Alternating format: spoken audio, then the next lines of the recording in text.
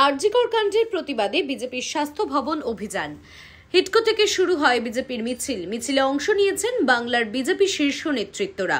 সুকান্ত মজুমদার, শুভেন্দু অধিকারী, দিলীপ ঘোষ, অর্জুন সিং, অগ্নিমিত্রা পাল থেকে শুরু করে লকেট চট্টোপাধ্যায়, দেবশ্রী চৌধুরী, রূপা গঙ্গোপাধ্যায়, রুদ্রনীল ঘোষ, হিরণ চট্টোপাধ্যায় সহ একাধিক বিজেপি নেতৃত্ব।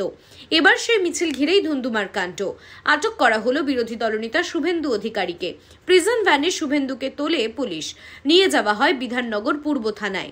এদিন থানা থেকে বেরিয়ে শুভেন্দু বলেন, এবং যারা যেতে পেরেছিলেন তদ্দূর, অগ্নিমিত্রা পাল, দিলীপ দা সহ লকেট চ্যাটার্জি সহ, তারা ওখানে বক্তব্য রেখে আমাদের যে সিম্বলিক প্রোটেস্ট ছিল সেটা রাজ্য সভাপতি সেখানে সমাপ্তি ঘোষণা করেছেন। কিন্তু আমরা অত্যন্ত পরিতাপের সঙ্গে লক্ষ্য করলাম যে ভারতীয় জনতা পার্টির সমর্থকদের হাতে একটা বাঁশ কঞ্চিও ছিল না। প্রভোকেশনের কোনো বিষয় নেই। 8-10 হাজার সমর্থক মিছিলে ছিল। পুলিশের সংখ্যা ন্যূনতম। আমরা চাইলে অনেক কিছু করতে পারতাম, আমরা করতে দিইনি বা আমাদের কালচারে এটা আসে না। তারপরে টেনে ইঁচড়ে আমাদের গাড়িতে তুললো, প্রিজন মানে কোনো বেসরকারি গাড়িতে নয়, দরজা লাগিয়ে রাখলো। আমি, শ্রমিক ভট্টাচার্য, জগন্নাথ চ্যাটার্জি সহ আমরা 45 জন সেখানে আটকে ছিলাম। ড্রাইভারকে ভাদ্র মাসের পচা গরমে, আমাদের সব অভ্যাস আছে, এখানে তো আমাদের নিচেই সবাইকে বসিয়ে রেখেছিল, তাতে আমাদের কোনো আপত্তি নেই।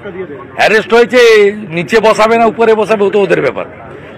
কিন্তু ড্রাইভারকে হাওয়া করে দিয়ে 30 মিনিট ধরে আমাদেরকে কার্যত সিদ্ধ করা হলো, মানসিক টর্চার। এবং প্ল্যানিংটা এটাই ছিল যে 2000-এর বেশি সমর্থক গাড়ি ঘিরে দাঁড়িয়েছিল, তারা গাড়িটা ভাঙবে, গাড়িটাতে আগুন লাগাবে। আমাদের বিজেপি কর্মী সমর্থকরা এত সভ্য সুশিক্ষিত, তারা মমতা পুলিশের এবং বিধাননগর কমিশনারের পাতা ফাঁদে পা দেয়নি।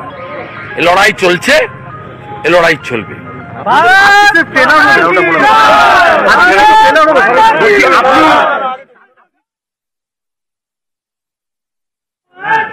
মাননীয় রাজ্য সভাপতি আগামীকাল এই পুলিশি বর্বরোচিত আচরণ এবং আমাদের স্বাস্থ্য ভবনে ঢুকতে বাধা দেওয়ার প্রতিবাদে রাজ্যের সমস্ত থানাতে বিজেপির পক্ষ থেকে থানায় বিক্ষোভ এবং ঘেরাও শান্তিপূর্ণভাবে করার জন্য নির্দেশ দিয়েছেন।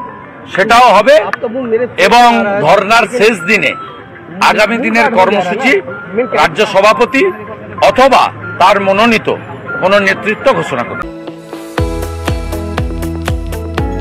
আপনারা দেখছেন ইউএন লাইভ, বাংলা খবরের শেষ কথা।